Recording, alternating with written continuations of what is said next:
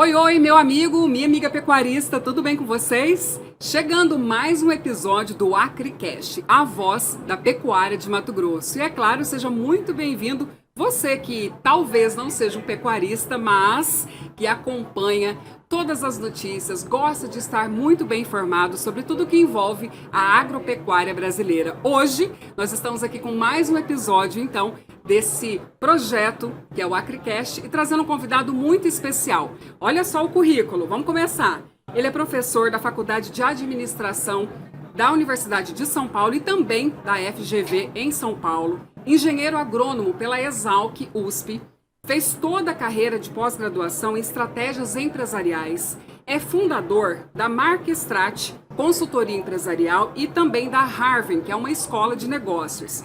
É especializado em planejamento e gestão estratégica, tendo realizado, gente, mais de 300 projetos no agronegócio brasileiro e mundial, lá fora também. Ajudou a montar e é acionista de 5 empresas, sendo 3 delas startups. E é um dos brasileiros hoje mais conhecidos e respeitados no Brasil e no mundo na área de agronegócios e planejamento estratégico. Comigo aqui hoje, com muita honra, recebemos o professor Marcos Fava Neves. Seja muito bem-vindo, doutor Agro. É um prazer muito grande estar aqui com vocês e quem sabe nesses nossos minutos juntos aí, levar mais conhecimento para as pessoas e ajudá-las a tomarem decisões num mundo tão complicado que está hoje em dia, né? Maravilhoso, professor. Para a gente é uma honra recebê-lo. O senhor que abriu o ciclo de palestras do Acricorte esse ano, o segundo ano consecutivo. O senhor participou com a gente ano passado também. E um tema que é muito pedido, muito aclamado, né, que é a parte de estratégia, de planejamento, que consequentemente vai gerar no tema central que foi a sua palestra aqui. A gente vai começar por isso, que é como vender mais, né? O senhor elencou ali as 10 estratégias. Vamos ver se a gente consegue falar todas aqui. O que você acha? Vai dar? Dá sim. A gente vai falando com a sua ajuda aí, eu consigo lembrar. Né? Tá certo. Então, ó, papel e caneta na mão, gente, porque esse papo vai render muito, hein? Professor, pecuária do futuro, né? Foi o tema ali que o senhor abordou, mas que tem também sido o norte do seu trabalho Brasil afora, como a gente falou aqui. Até me corrija se eu sei que faltou muita coisa aqui ainda, mas no bate-papo a gente vai desenrolando. Hoje, o que o pecuarista, pelo seu olhar, quais têm sido os principais desafios nessa área de planejamento? Ainda é um gargalo para o setor produtivo? Eu diria para você, ainda bem que é um gargalo, porque tem muita coisa para ser feita. O duro seria se a gente já tivesse um padrão de excelência tão alto, com poucas possibilidades de melhoria, e aí então você não teria uma avenida de trabalho pela frente. Como nós temos muito por fazer, eu sou uma pessoa que acredita demais na atividade, porque nós vamos conseguir com muito mais competência, com muito mais controle de custos, ter uma atividade mais rentável no futuro, porque a tecnologia hoje está aí. Né? A Crimate, mais uma vez, organiza um evento espetacular.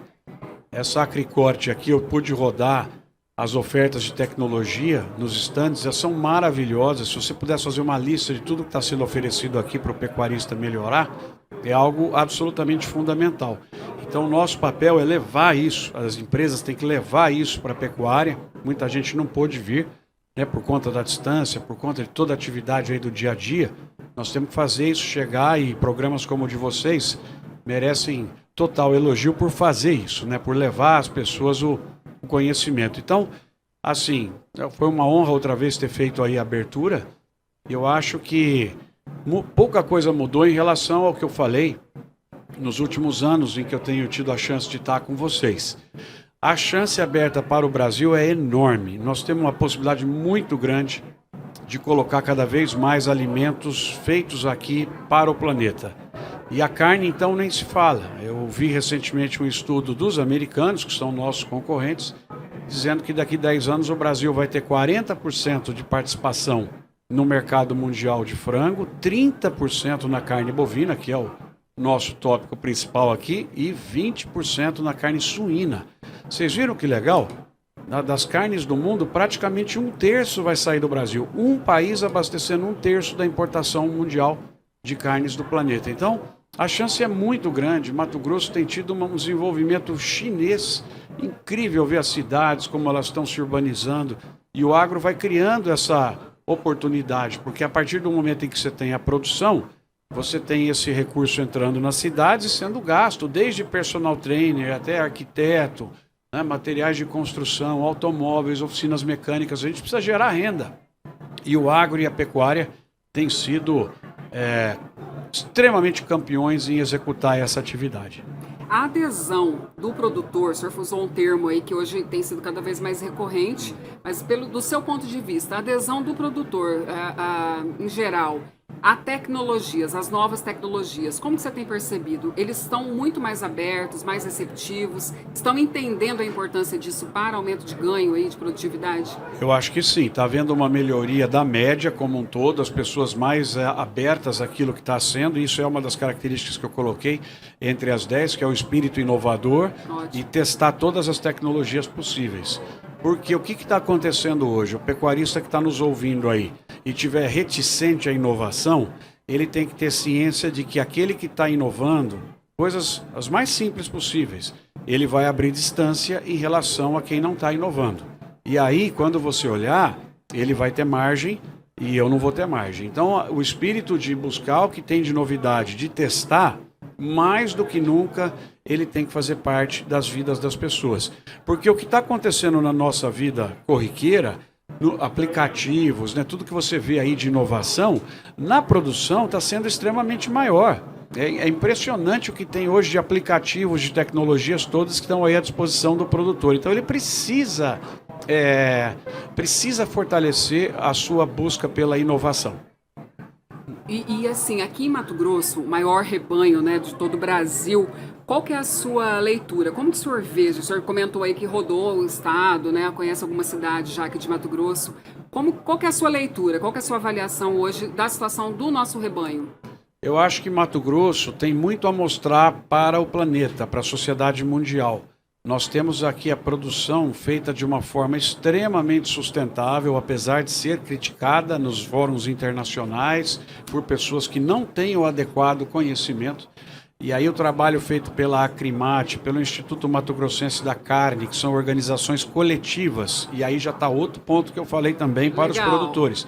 Fortalecer as nossas associações, fortalecer os nossos sindicatos para que a gente possa trabalhar coletivamente. Então, esse ponto todo faz com que a gente precise divulgar mais o trabalho tecnológico, o trabalho sustentável que é feito pelo Mato Grosso. Então, além desse volume grande, há uma possibilidade gigante de posicionar a carne feita aqui como extremamente sustentável, extremamente geradora de oportunidades, seja na área ambiental, com a preservação, na área econômica, com a geração de empregos, na área social, que a gente está vendo aí também, e com uma governança cada vez mais forte, puxada pela Acrimate, pelo IMAC e por outras organizações que o Estado tem, que são muito fortes. Todo produtor deveria fazer parte da associação. Eu fico triste muitas vezes com o pouco engajamento dos pecuaristas, né, com um comportamento muitas vezes individual, vis-à-vis o que ele poderia fazer, a força que ele teria se ele se aglutinasse com outros e colaborasse para que as associações fizessem um trabalho cada vez mais forte de agregação de valor ao produto do MT. No final, esse valor volta para o bolso do produtor também. O senhor é um defensor, o senhor participou ali do início, o senhor viu como que as entidades elas mesmas entenderam isso, né? E hoje, por exemplo, o próprio IPA, a gente conversou aqui com o presidente do IPA, o Nilson Leitão, falando sobre essa força da união das associações. O senhor é um defensor, então? O senhor acredita que isso faz diferença? Muita diferença, porque hoje a produção brasileira ela é defendida por uma aguerrida frente parlamentar da agropecuária, que na verdade deveria ser chamada Frente Parlamentar pela Geração de Renda, né? Porque é quem traz o caixa aí do Brasil. E esses deputados são muito aguerridos em tentar evitar erros de gestão, erros de medidas do Poder Judiciário e do Poder Executivo, do próprio Legislativo, que você tem pessoas lá que não pensam de forma adequada na geração de renda, e isso tudo a gente consegue defender a produção brasileira contra problemas tributários, problemas trabalhistas, problemas ambientais, uma série de dificuldades que vão sendo levantadas graças a essa força coletiva. Então o produtor sabe que se ele ajudar, Se ele se envolver mais na questão da política, eleger mais senadores, mais deputados, ele vai ter mais pessoas defendendo a chance dele trabalhar de forma adequada para gerar resultados para ele e para a sociedade. É isso que nós precisamos no Brasil hoje, um choque pela geração de renda, um choque pela produção, pela inovação e pela venda. Nosso país perdeu muito tempo com discussões ideológicas, com antagonismo, sendo que, na verdade, todos perdem com isso. A ideia é caminhar no sentido de produzir, vender, gerar renda, gerar distribuição dessa renda e, com isso, inclusão das pessoas e criação de oportunidades, que é algo extremamente relevante. Perfeito. Professor, falando ainda então dos pontos, o que mais que a gente pode elencar aqui? Falamos já de inovação, tecnologia, essa questão de fechamento, alguns gargalos que existem, que precisam ser alinhados. O que mais que o senhor considera? Assim, é muito importante também ele ter uma boa gestão financeira da atividade, tomar cuidado com o endividamento elevado, saber comprar bem os momentos onde ele vai comprar e vender, ter os seus números muito bem controlados. Então, estabelecer e medir tudo que ele faz para que ele tenha noção do qual é o custo de produção dele, para que ele saiba, então, o momento de comprar, o momento de vender, que ele tenha essa propensão para inovar, que ele use tudo que tiver aí que permita ele economizar recursos hoje, não usar fertilizantes onde não precisa, não usar defensivo onde não precisa, enfim. Você tem todo um pacote tecnológico que está aí e pode ser usado pelo produtor, desde que ele tenha esse espírito realmente de tentar melhorar. Eu acho que nós vamos ter muita chance de vender bem mais produtos para o mundo. O Brasil aumentou a sua exportação de carne nos últimos 10 anos, carne bovina, em 1 milhão de toneladas a mais. A gente estava ali no 1.700.000, 1.800.000, nós estamos chegando perto a 3 milhões de toneladas vendidas em apenas 10 anos, enquanto os nossos concorrentes andaram de lado. O Brasil conquistou uma participação de mercado muito grande. Hoje, praticamente 25% da carne bovina comprada pelo mundo vem do Brasil e nós vamos chegar a 30%. A expectativa é que nos próximos 10 anos o Brasil possa crescer somente nas exportações mais 1 milhão de toneladas, sendo produzidas para venda internacional. Fora um trabalho todo que pode ser feito com o mercado interno brasileiro também, para você mostrar os benefícios da carne e como que a dieta das pessoas pode melhorar, o acesso das pessoas à carne, a história que pode ser contada, né? Os tipos de produtos, as formas de culinária. Você tem um conhecimento muito grande aí. Então, com isso, nós passamos essa lista de pontos para que o pecuarista possa efetivamente ficar cada vez mais competitivo. Por quê? A gente garante que vai ter mercado. Está crescendo o número de estômagos no planeta, eles estão indo do campo para a cidade, daí quando eles mudam, eles deixam de comer, uma brincadeira, mandioca e vai comer hambúrguer, cheeseburger, não é? Então a gente sabe que demanda vai ter. O que a gente não sabe se vai ter ou não, que a gente não tem controle, é o preço. Então, eu preciso trabalhar no meu custo para que eu tenha margem. E aí é que eu estou sendo muito enfático. No custo tem muita coisa que dá para ser feita. Nós temos muito desperdício e um melhor trabalho do nosso pecuarista vai poder fazer com que caia o desperdício, com que ele tenha maior produtividade, e aí ele aguenta, muitas vezes, esse preço que está aí, sofrível, né, da arroba, ele consegue ainda ter resultados, é isso que a gente quer, porque isso está sob o nosso controle. Nós temos que trabalhar a variável de gestão, a variável de custo, de construção de margem, para que eu possa aguentar momentos em que os preços não estão bons, né? Assim como eu perguntei sobre a tecnologia, se eles têm despertado, né? O senhor já respondeu. Eu pergunto agora também com essa parte de planejamento financeiro, de gestão financeira. Hoje o produtor, ele já tem, o senhor percebe que ele tem mais essa preocupação, olhar para o negócio como negócio e evitar esses desperdícios, assim? Eu acho que ele tem muito mais preocupação do que efetivamente a ação. Então, assim, ele sabe que é importante e tal, mas muitas vezes ele é negligente porque aquela atividade para ele está indo bem, ele muitas vezes não conta, não sabe se deu resultado ou não, e a paixão faz com que ele continue. Mas eu acho que aí a gente precisa meio que um alerta.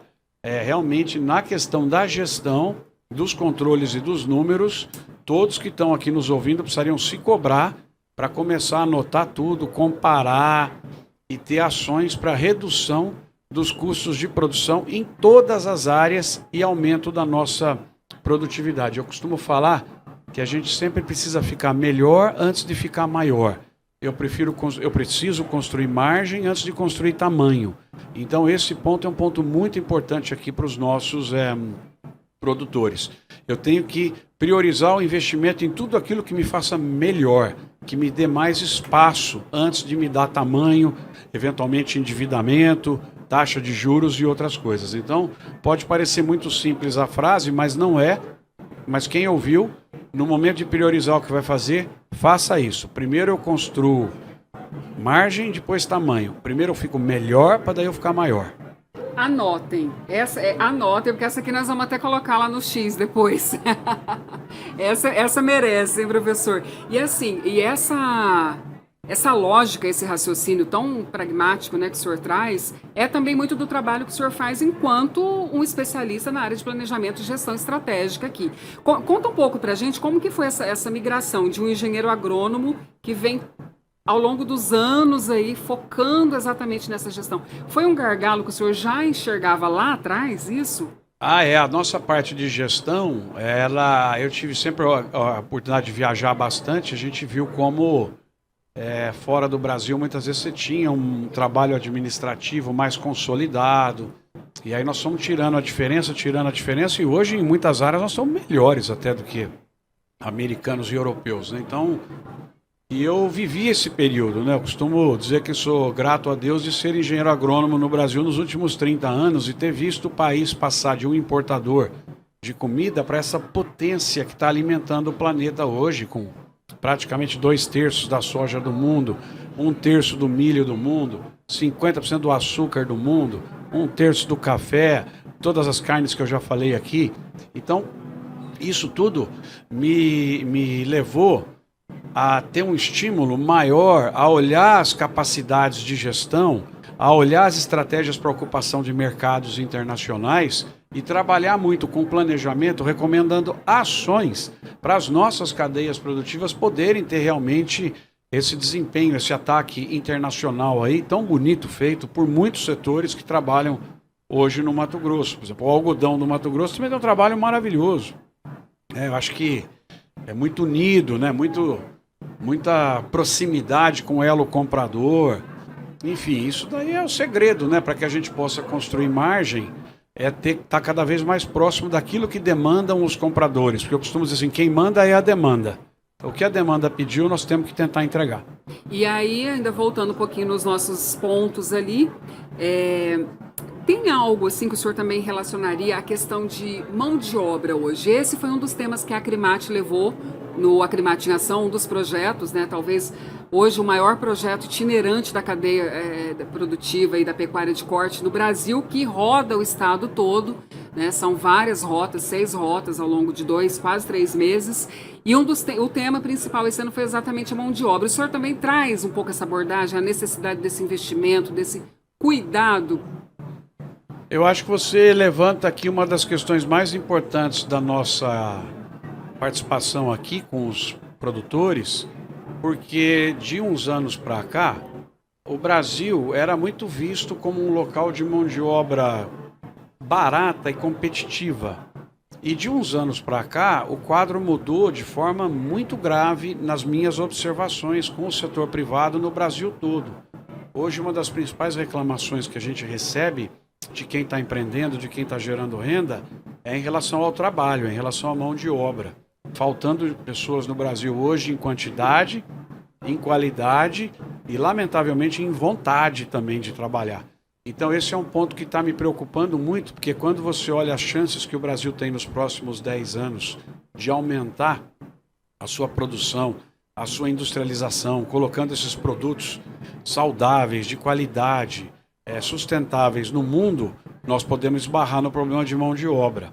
No setor de frangos e suínos, nós terminamos agora um estudo para a associação que lidera o setor e saltou aos nossos olhos com muita tristeza o fato de que você tem 20 mil posições de trabalho em aberto nos frigoríficos de frangos e suínos no Brasil. Como é que você vai crescer, né, com um problema de mão de obra como esse? Então, nós vamos precisar muito focar em desenvolver pessoas, desenvolver talentos e gerar cada vez mais a vontade nas pessoas de saírem da dependência da sociedade e irem para o trabalho, gerando a sua própria renda, ajudando o Brasil aí a construir um futuro cada vez melhor. Esse levantamento que o senhor citou, 20 mil a defasagem? 20 mil. Especificamente em quais áreas? Assim, para campo mesmo ali? Tem esse mapeamento? Não, dentro dos frigoríficos. Frigoríficos, bem específicos. Dentro dos frigoríficos é um déficit brutal de pessoas hoje, que exige muita habilidade, né? Exige muito trabalho manual. Tá certo que a automação vai diminuir um pouco isso, ela é extremamente necessária hoje, mas você também não tem gente para colher café, você não tem pessoas hoje para colher laranja. Vamos abrir um pouco o leque aí, como que tá os outros setores? Você tem muitos fazendeiros aí, pessoas que têm mais de uma fazenda tentando achar um administrador, não está conseguindo, entendeu? Então nós estamos hoje com, de alto a baixo, problema de pessoal. Alerta para os produtores, alerta para o setor agropecuário em geral, para tentar mudar esse cenário. Temos alguma solução aí, rápida? Investir muito em treinamento, né, do setor privado, do setor público, trabalhar em conjunto com o Senar, com o Sebrae, todos os nossos excelentes órgãos aí que podem ajudar na questão da geração de conhecimento para o trabalho, reverter um pouco esse quadro assistencialista no Brasil, quer dizer, trazer as pessoas para o mercado de trabalho, continuar contribuindo para a renda das famílias, mas deixar que as pessoas tenham carteira assinada, sem que percam aí os benefícios do apoio. Enfim, você tem um choque, nós precisamos de um choque de mão de obra no Brasil para que a gente possa crescer de forma sustentável. Todo professor é um grande comunicador. Eu, inclusive, te conheci pelo Instagram, o @doutoragro, né? Conta um pouco pra gente, porque como que é esse projeto? Porque realmente ali o senhor vem popularizando muito essas questões que aparentemente são muito técnicas, e a gente vê essa sua preocupação em trazer uma linguagem mais coloquial, mais próxima, não só do produtor, né, da agropecuária, mas também para um público que é leigo, mas que desperta o interesse, né? Fala um pouquinho para a gente também desse trabalho seu, professor. Essa é a ideia, um trabalho que completa em maio de 2024 10 anos, e ele é totalmente gratuito para quem está nos ouvindo. Então eu vou recomendar que vocês que têm o Instagram aí agora, podem entrar lá no Instagram Doutoragro, não é DR Agro não, é doutor mesmo, escrito extenso, Doutoragro. E também um canal no YouTube com mais de 300 vídeos para vocês. Tudo gratuito, tá lá com o meu nome, Marcos Fava Neves, Doutoragro, já cai lá, vocês podem colocar para seguir. E sempre tem um vídeo novo, tem uma análise de mercado, tem um material para vocês poderem utilizar. No Instagram todo dia e no YouTube a cada 15 dias tem lá um vídeo novo para vocês seguirem. Então, fiquem à vontade, usem. Se vocês quiserem replicar pedaços, não precisa nem me pedir, é tudo gratuito para que a gente possa levar o conhecimento às pessoas, para elas poderem tomar melhores decisões. E esse trabalho na comunicação desmistifica muita coisa, né? Agora eu quero falar um pouquinho com o senhor sobre a questão da imagem do agro, né? Que eu vejo que também é uma defesa sua, a necessidade da comunicação. Todo mundo que senta aqui, o nosso dia a dia, eu atuo como comunicadora do agro há mais de 20 anos, e é sempre isso, a gente precisa comunicar. Hoje, o senhor enxerga como um gargalo ainda do setor? É um gargalo, de certa maneira, grave, mas é um gargalo que pode ser resolvido. Eu costumo dizer que eu prefiro ter um belíssimo produto com uma comunicação falha do que você ter uma porcaria que tem uma ótima propaganda e que depois, mais cedo ou mais tarde, as pessoas vão ver que estavam sendo enganadas. No caso do agro, ele é um produto maravilhoso que o Brasil tem. Vocês já viram alguns números aí. Eu não falei da questão da preservação, por exemplo. Sim. Então, o Brasil é um país que tem 850 milhões de hectares, ele usa para as atividades do agro 250, ele pode continuar crescendo de uma forma sustentável para abastecer o planeta sem aumentar 1 hectare sequer de novas áreas, apesar que isso é permitido, está dentro da nossa lei e deveria ser feito, mas o Brasil não precisa. Ele pode continuar convertendo pastos para a produção de grãos, e ele pode aumentar a área usada em segunda safra, que é uma característica muito importante da nossa agricultura. Quando você compara, por exemplo, com os americanos, que eles vão lá fazer boneco de neve, nós podemos ter uma outra lavoura na sequência, nós podemos ter mais irrigação, nós podemos ter mais tecnologia, precocidade, bioinsumos, trabalhar o solo, agricultura regenerativa. Então tem tanta coisa bonita acontecendo no agro, e você vê que muitas vezes quem critica é basicamente por falta de conhecimento. Se você explicar direito, aquela pessoa que tem a mente aberta a entender o que está acontecendo, a olhar os números, ela passa a ser uma grande fã do agro. Aquele pessoal que tem ideologia, que não torce pelo fracasso, aí não adianta você perder tempo com essas pessoas. Mas eu diria que quanto mais a gente puder contar as coisas bonitas que vêm sendo feitas, mais pessoas vão aderir ao que é a importância desse setor. Não tem nada mais nobre do que você ser o fornecedor de comida do planeta, né? Todo mundo precisa de você, né? É lindo isso, né? Só isso aí já é motivo de muito orgulho, né, para os nossos produtores, pecuarista, agricultor, independente disso. Professor, falamos aí do Doutor Agro, né, dos vídeos e toda essa informação gratuita que o senhor fornece. Também tem a área das palestras, mas mais recentemente o senhor fundou também uma escola. É uma escola de negócios. Qual que é o foco? Ah, que bom. Que você perguntou, me deu a chance de falar que eu já estava esquecendo. A gente criou uma escola, uma parceria da Marquestrate, que é a nossa empresa de projetos que está no agro há 20 anos, com o grupo SEB, do empresário Chaim Zayer, que é um mega investidor da educação brasileira, e nós criamos uma escola específica para atuar no agronegócio. Ela fica em Ribeirão Preto, mas ela também tem muita coisa online. Recomendo aí para as pessoas visitarem o Instagram, visitarem o site. Ela se chama Harven, Harven, muito simples assim. E aí vocês podem conhecer o trabalho que está sendo feito lá. Por que a gente fez isso? Nós somos empresários e a gente quis montar uma escola de empresário para formar empresário, principalmente para o agro. Então está trabalhando lá com cursos de graduação que pode interessar aí para os filhos dos pecuaristas, sobrinhos, em administração, engenharia de produção, em direito, vai começar a engenharia agronômica também. Enfim, é formar talentos para trabalharem no agro. Essa que é a ideia, que hoje muitos pais estão preocupados, e eu tenho acompanhado isso de perto, com uma carga ideológica muito grande nas nossas universidades, né? Você saindo do foco principal e muito discutindo essa polarização, a questão, né, de um foco muito grande em atividades que não gerem valor. E aí não, nós montamos um negócio que é de empresário para formar empresário, é um negócio dirigido pelo mercado. Então nós temos que montar jovens, trazer para o mercado pessoas que queiram empreender, gerar empregos, pagar impostos, para trazer realmente o desenvolvimento aí para o Brasil. Foi esse o conceito da gente criar essa escola, está indo muito bem, focada no agro. E, de certa forma, vem suprir aquela necessidade que a gente falou lá atrás da questão de mão de obra, né? É um dos esforços para suprir, mas esse esforço é muito pequeno perto do que precisa ser feito por todo o setor do agro brasileiro. Falamos muito rapidamente, mas eu queria voltar aqui, professor, nesses 10 pilares. Eu estou falando 10 para a gente ter um parâmetro, né? E foi ali o tema central. Mas a questão ambiental, que é o desafio, é onde o nosso agro, como o senhor disse, já tem tantos exemplos, tantos projetos, mas ainda apanha muito. O que fazer, como fazer e o que está acontecendo aí? Foi falado muito aqui hoje, pela mesa de abertura, como a gente tem tido lacunas aí na área ambiental, como, por exemplo, a dificuldade de você fazer o cadastro ambiental rural, o CAR, né, e a dificuldade do Estado em prover mecanismos que não faz sentido com toda a inteligência artificial, digitalização, imagem de satélite e tal. Esse processo precisaria ser um processo muito automático.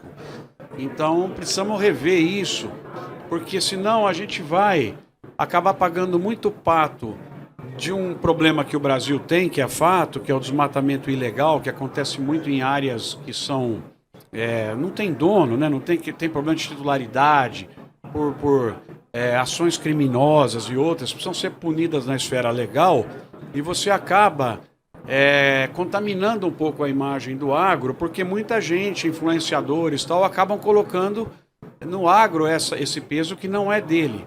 Então o que nós precisamos realmente é fazer um dever de casa para que todo mundo tenha aí toda a adequação ao Código Florestal, os documentos em ordem, que trabalhe aspectos de fixação de carbono no solo, agricultura regenerativa, se ligue porque tem dinheiro aí nessa mesa para o produtor ganhar mais, e que a gente possa continuar ampliando, inclusive, os nossos indicadores ambientais globais, que estão entre os melhores do mundo. Eu acabei esquecendo de dizer aqui, foi bom você ter trazido de volta o ponto, mas o Brasil é uma das sociedades que menos emite CO2, nós estamos entre 2% a 3% da emissão do planeta. Quando você divide per capita, nós somos um dos menos poluentes habitantes aqui do planeta. Então esse é um ponto. Outra coisa legal, o Brasil é um dos países que mais usa a bioenergia na energia. A mistura do biodiesel no diesel, a produção de etanol para ser misturado na gasolina, no qual o Mato Grosso agora está com um protagonismo muito grande no etanol de milho também, além da cana que já tem aqui, né? Agora nós estamos começando a produzir também combustível para ser usado nas turbinas dos aviões, nos motores dos navios. Quando você vai para a área de elétrica, por exemplo, o Brasil tem uma das matrizes de produção mais limpas do mundo. A energia elétrica do Brasil, ela vem muito de fontes renováveis, da hidroeletricidade, da biomassa, né? Então, além da preservação que nós temos do espaço, nossos indicadores ambientais são muito bons para o Brasil ter essa imagem que ele tem. Então, precisa de um trabalho forte aí, mas, de novo, o trabalho forte não pode ser feito se a gente tiver um pedacinho do quintal que está sujo. Porque aí, como o pessoal quer chamar atenção para a sujeira, eles não vão filmar o quintal inteiro, vai filmar só o pedacinho que está sujo. Costumo dizer que na área ambiental, o Brasil aplica uma goleada de 9-1, mas o gol que passa lá é o gol que a gente levou. Então, por isso que é muito importante que quem está nos ouvindo se conscientize, pressione para que a gente tenha cada vez os melhores indicadores nessa área. Porque se a gente já conseguir abastecer o planeta de comida e ela for a mais sustentável do mundo, aí a posição do Brasil fica imbatível. Exatamente. E cada vez mais a gente vê que o mercado internacional tem apertado esse cerco, né? Essas exigências, elas são cada vez maiores. Como que o senhor enxerga isso também? Há um exagero ou não? Sem dúvida nenhuma há um exagero, há um desconhecimento. A própria Europa colocou normas para nós aqui muito superiores a que eles têm para eles lá. Tanto que tiveram agora um volume brutal de protestos, né? Uma coisa incrível. Então, na verdade, o Brasil tem que liderar essa pauta no planeta da comida tropical verde. E a Embrapa tem que ser um protagonista na questão da mensuração, na questão das métricas, para que a gente mostre efetivamente como é feita a produção brasileira e comparar ela com outros países do mundo que não têm a condição que nós temos de fazer com essas técnicas, com essas práticas todas que estão aí colocadas. Então eu diria que a cobrança na área ambiental, ela é grande, ela é tanto de governos, quanto de consumidores e quanto de empresas, e é uma lacuna que nós temos aí para resolver. Mas para mim, ela é mais fácil de ser resolvida do que, por exemplo, o negócio da mão de obra. Porque a questão ambiental, eu acho que a gente consegue, com esforço concentrado, reverter. A questão do trabalho leva mais tempo, né? Exatamente, que vem muito da formação também. Mais anos, né? A questão cultural é mais a longo prazo, né? Ambiental, vamos aí, curto e médio, né? Se consegue resolver muita coisa. Professor, vamos já então caminhar para o encerramento. Eu sei que o senhor já está no tempo. É uma delícia falar com o senhor. Estou muito honrada em nome da Acrimate. A gente agradece esse papo aqui para abrir a nossa nova temporada, o AcriCast, que está chegando agora para os nossos pecuaristas, para a comunidade em geral. E um privilégio o senhor que tem sido essa voz tão potente do agro e que vem casar exatamente com o slogan do AcriCast, que é a voz da pecuária de Mato Grosso. Deixo o microfone aberto para o senhor, para suas considerações, recados importantíssimos que o nosso pecuarista não pode deixar passar. Primeiro que ele não pode não participar da Acrimate. Eu acho que é um crime não participar da Acrimate. Então esteja presente, contribua para que vocês possam realmente ter uma coordenação forte, que tudo isso que eu falei possa ser efetivado, porque quem vai ajudar a fazer é a Acrimate. Vocês têm também aqui o Instituto Mato Grossense da Carne, que nós ajudamos a montar um plano estratégico há alguns 2 ou 3 anos, e que agora conseguimos publicar o caso do IMAC na revista mais importante do mundo na área de agronegócio. Eles viram que aqui foi criada uma coisa muito interessante, aglutinadora. Então eu acho que é isso. Todo mundo que está nos ouvindo aí, vamos trabalhar mais forte, vamos ter mais vontade, né? Vamos adotar tudo que tem aí para ser adotado e vamos pensar mais no coletivo. Talvez esteja faltando um pouco isso aí para a gente. Foi um prazer estar aqui.